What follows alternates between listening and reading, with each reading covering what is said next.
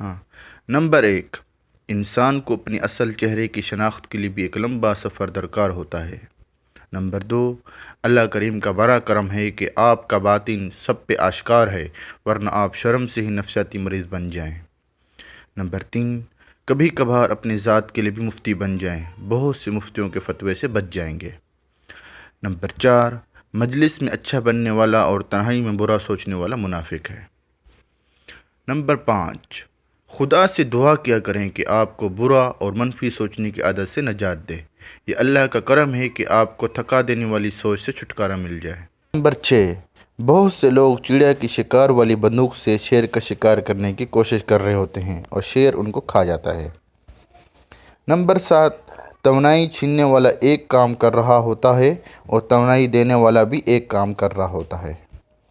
Number 8، کبھی کبھی یہ سننے کی کوشش کریں کہ آپ اپنے آپ سے کیا باتیں کرتے رہتے ہیں، ان باتوں کا معیار ہی آپ کی اصل شخصیت کا عکاس ہے۔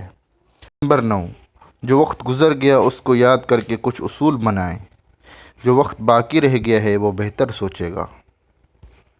نمبر 10، آپ کمانے کی بجائے اگر جیب سے لگانے لگ گئے ہیں تو یہ شوق کا راستہ ہے، اس راستے میں تقسیم کرنے والا سرفراز ہوتا ہے اور جمع کرنے والا محروم۔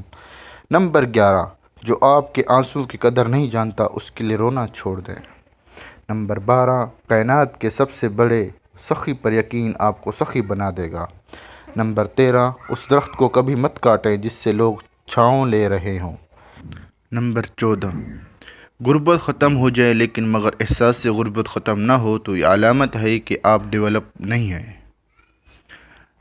نمبر 15، آپ کا رجحان بدل جائے تو آپ کی قسمت بدل جائے گی۔